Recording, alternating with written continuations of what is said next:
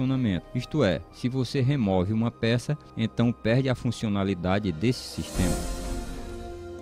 A ideia da complexidade irredutível pode ser ilustrada por uma máquina não biológica conhecida, uma ratoeira. A ratoeira é composta de 5 partes básicas: um gancho para segurar a isca, uma mola forte, um arame fino e arqueado chamado martelo, outro gancho que prende o martelo no lugar e um suporte sobre o qual o sistema completo é montado. Se uma destas partes estiver faltando ou for defeituosa, o mecanismo não vai funcionar.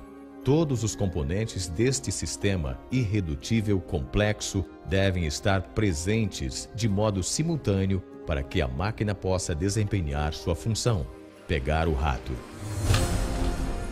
A complexidade irredutível também pode ser aplicada a máquinas biológicas, inclusive ao motor flagelar.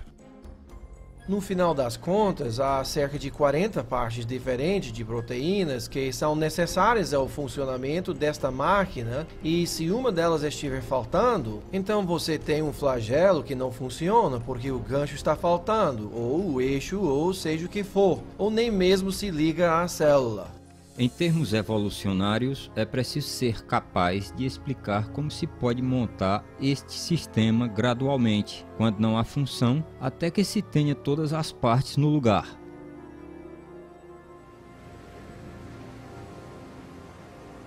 A complexidade irredutível das máquinas moleculares apresenta um grande desafio ao poder da seleção natural. Conforme o darwinismo, até mesmo estruturas biológicas muito complexas, como um olho, ouvido ou coração, podem desenvolver-se gradualmente, com o passar do tempo, em passos incrementais.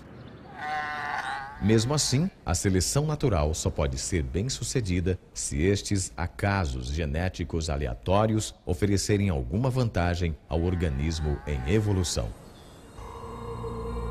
Como tentei mostrar, não é necessário supor que as modificações sejam todas simultâneas, se forem extremamente pequenas e gradativas. A seleção natural examina as menores variações, rejeitando as que são ruins, preservando e acrescentando todas as que são boas. Mas as pequenas variações favoráveis de Darwin poderiam ter produzido o flagelo bacteriano? Alguns cientistas acham que não. Como poderia algo novo como o motor da bactéria flagelar e todos os componentes que possui desenvolver-se de um aglomerado de bactérias que não possui esse sistema, quando cada mudança, de acordo com a teoria de Darwin, tem que oferecer algum tipo de vantagem? Imagine tal cenário no início da história da Terra. De algum modo, uma bactéria em evolução desenvolve uma cauda e as partes necessárias para ligá-la à parede da célula. Ainda assim, sem a montagem completa do motor, esta inovação não ofereceria nenhuma vantagem à célula. Ao invés disso, a cauda continuaria imóvel e inútil, invisível à seleção natural, que, por definição, só pode favorecer mudanças que ajudem à sobrevivência. A lógica da seleção natural é muito exigente. A menos que o mecanismo do flagelo seja completamente montado e funcione, a seleção natural não pode preservá-lo nem passá-lo à geração posterior.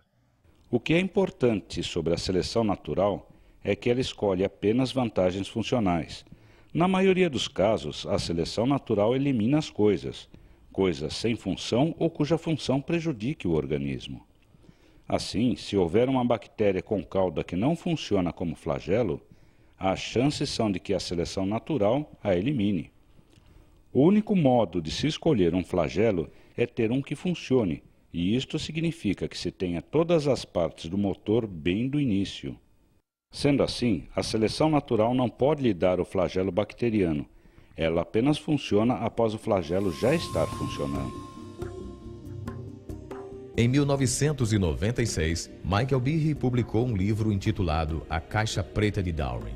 No livro, ele argumenta que a seleção natural, conforme o darwinismo, não podia explicar a origem do flagelo bacteriano nem qualquer outro sistema biológico de complexidade irredutível. Behe concluiu que a complexidade integrada desses sistemas apontam para um projeto inteligente.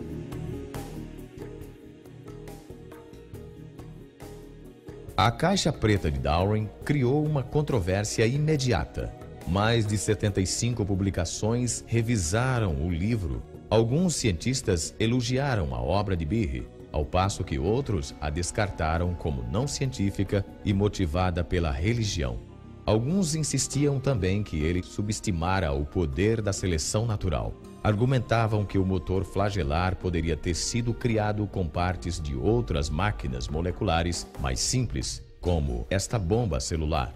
Se os componentes da bomba já existiam, poderiam ter sido preservados pela seleção natural antes mesmo que o motor bacteriano surgisse. Esta teoria se chama coopção. Está dizendo, em essência, que a evolução ou seleção natural em algum momento pôde pedir emprestado componentes de uma máquina molecular e construir uma nova máquina com alguns destes componentes. Scott Minich pesquisou o motor flagelar durante uns 20 anos. Sua pesquisa o levou a contestar o argumento da coopção. Com o flagelo bacteriano, você se refere a uma máquina que tem 40 partes estruturais. Isso mesmo, descobrimos que 10 destas partes estão envolvidas em outra máquina molecular, mas as outras 30 são únicas. Então, onde vai consegui-las? Eventualmente, você terá que considerar que cada uma das partes originalmente tivesse outro propósito. Assim, só se pode seguir este argumento até o ponto em que surge o problema de que se está pegando partes do nada. Mas mesmo que se considere que tem-se disponíveis todas as partes necessárias à construção destas máquinas, este é apenas parte do problema, talvez ainda mais complexo. Eu considero o mais complexo são as instruções para a montagem, fato nunca mencionado pelos oponentes do argumento da complexidade irredutível. Pesquisas feitas sobre o motor bacteriano revelam um nível ainda mais profundo de complexidade, pois sua criação não só exige partes específicas, mas também uma sequência precisa de montagem. É preciso fazer as coisas na hora certa, é preciso ter o número certo de componentes, é preciso fazer a montagem em uma certa sequência, é preciso poder dizer que os montou adequadamente, de modo a não desperdiçar energia, criando uma estrutura que não vai ser funcional.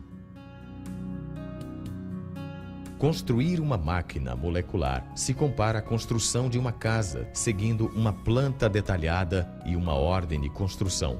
O alicerce de uma casa é feito antes de construir as paredes.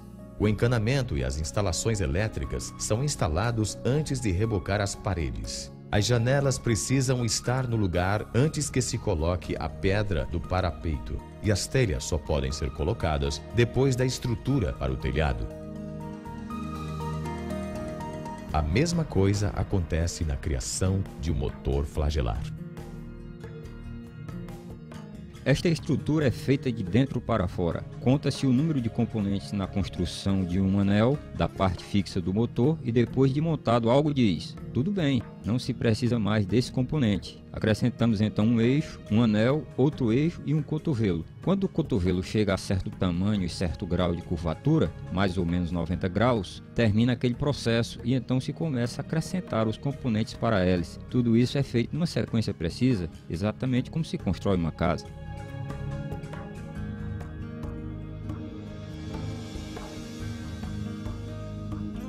Para construir um motor corretamente, tem que se coordenar o tempo exato das instruções de montagem. Mas como a seleção natural podia fazer isso? A coopção não explica isto. Para construir esse mecanismo flagelar ou milhares de outros mecanismos na célula, exige-se que outras máquinas regulem a montagem destas estruturas e que estas máquinas, por sua vez, exijam outras máquinas para a sua montagem. Se uma destas partes estiver faltando ou for colocada no lugar errado, seu motor não vai funcionar. Assim, o aparelho para a montagem do motor flagelar é, em si mesmo, um complexo irredutível. De fato, o que temos aqui é uma complexidade irredutível do começo ao fim.